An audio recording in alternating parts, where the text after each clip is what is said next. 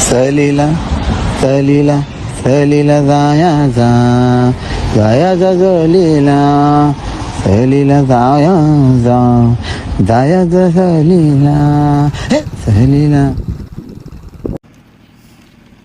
आलोय पन्हाळगडावर सज्जा कोठी. पाठीमागं बघू शकता माझ्या 11 वाजलेत तरी धुकं अजून तसंच आहे. खूप सुंदर आहे. मम्मा हा थांब, तसाच थांब. तुम्हाला मी दाखवते. बाजी प्रभू देशपांडे बघा, मॉडर्न.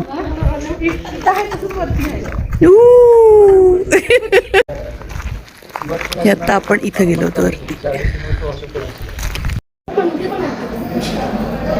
आपण जो 3 दरवाजा बघितला त्याच्याविषयीचा इथे शिलालेख लिहिलाय. पन्हाळगडाला उत्तर, पूर्व आणि पश्चिमेकडे 3 दुहेरी प्रवेशद्वार आहेत. पश्चिम दिशेकडे 3 दरवाजा आहे. गडाचे मुख्य प्रवेशद्वार आहे आणि प्रवेशद्वाराच्या कमानीतून प्रवेश करता दोन्ही बाजूस पहारेकरांच्या देवड्या आणि दुमजली सज्जा आहे. मधल्या दरवाजाच्या दर्शनी भागावर नस्तालिक अक्षरशैलीत लिहिलेला फारसी शिलालेख असून सुलतान इब्राहिम आदिलशहा पहिला याच्या कारकिर्दीत याचा नायब मलिक दाऊद आगा याने 954 हिजरी म्हणजेच इसवी सन 1547 ते 48 मध्ये दरवाजाची दुरुस्ती किंवा बांधकाम केल्याची नोंद आहे. 3 दरवाजे सलग आतमध्ये बघायला मिळाले आपल्याला. लिंबू सोडा कुठला तरी शाळेची ट्रिप आली आहे ती.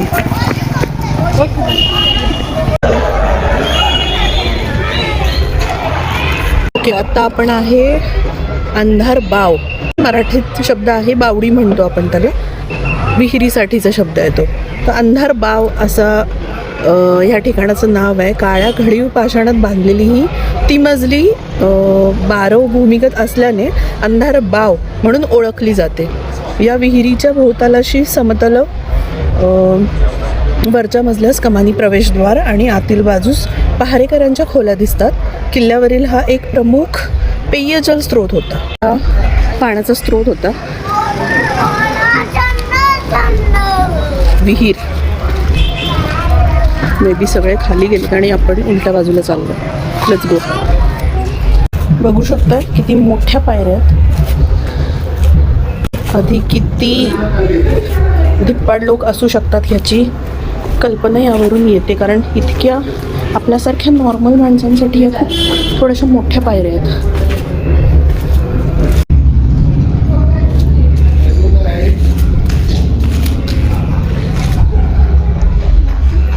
अशी काही माकडं आपल्याला त्रास देणारी असतात तिथं.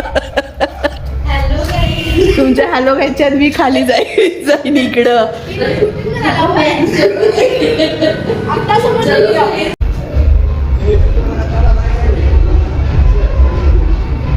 मस्त दगडी काम आहे. आणि ही खाली ती विहीर. चला परत वरती जाऊया. बघितलं तुम्ही परत जे मी सांगत होते, पायऱ्या जर बघितल्या तुम्ही यांचं अंतर खूप मोठं आहे. नॉर्मल माणूस चढता चढता दमून जाईल, पण विचार करा आधीचे लोक पाणी कसं भरत असतील, कसं सगळं मॅनेज करत असतील. कमाल.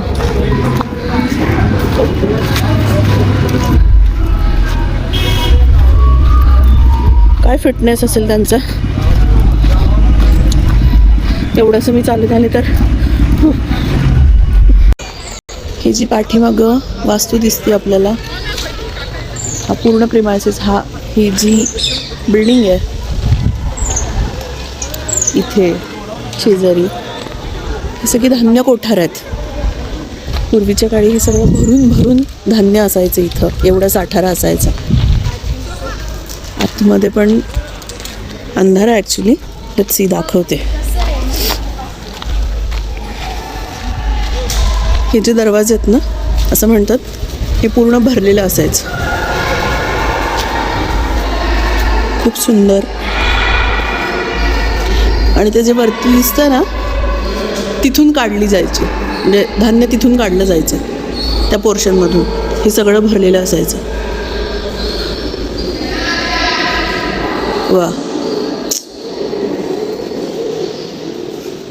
कुठले आत्ताचे आर्किटेक्ट आणि काय किती विचार करून बांधले सगळ्यांनी. खूप हवेशीर आहे, मस्त.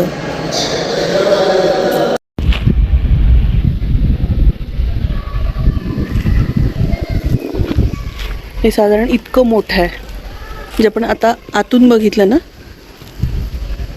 तेच बाहेरून प्रचंड मोठं आहे.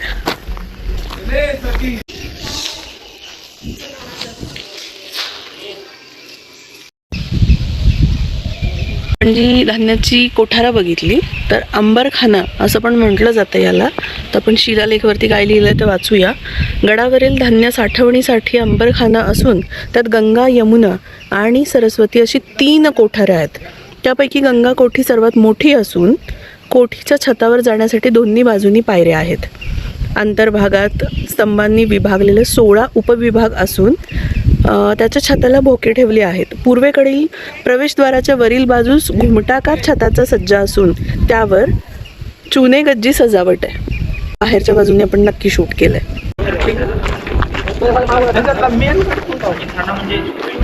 पण आतमध्ये जाऊया. दिस इज सो ह्यूज.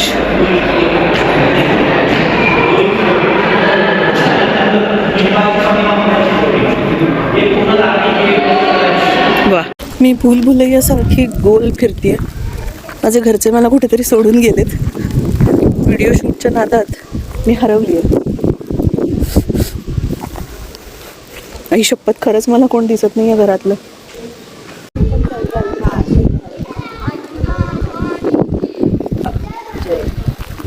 हे संस्कार आहेत आपल्या मराठी माणसांचे. किती छोटी छोटी मुलं होती ती आणि त्यांची आई त्यांना जय शिवाजी, शिवाजी महाराज की जय म्हणायला लावते. मस्त पन्हाळगडावर. काय म्हणलीस तू आता? ढोले बरोबर, चल ढोले. ही मला सोडून गेली होती. डबली.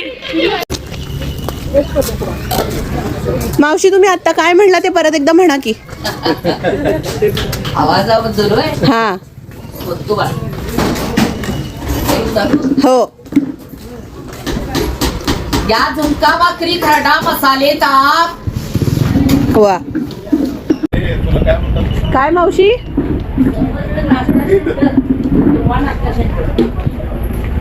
दुर्वा नाश्ता सेंटर. बर, नाही तर मुडेकर मावशी म्हणून काढा. बर, ठीक आहे.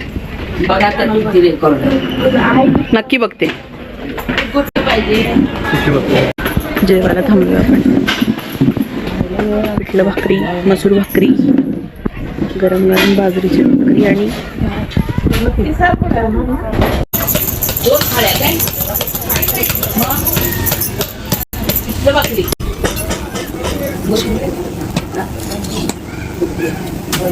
भाकरी ज्वारी. दिवसभर चुली पुढं. बाजरी काय ज्वारी तुम्हाला? दिवसभर चुली पुढे. दुपारी फक्त. करायचं तर अच्छा.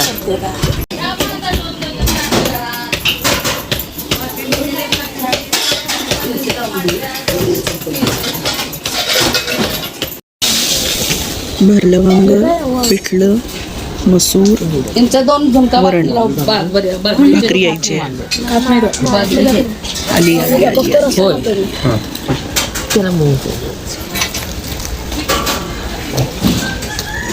आली. वा,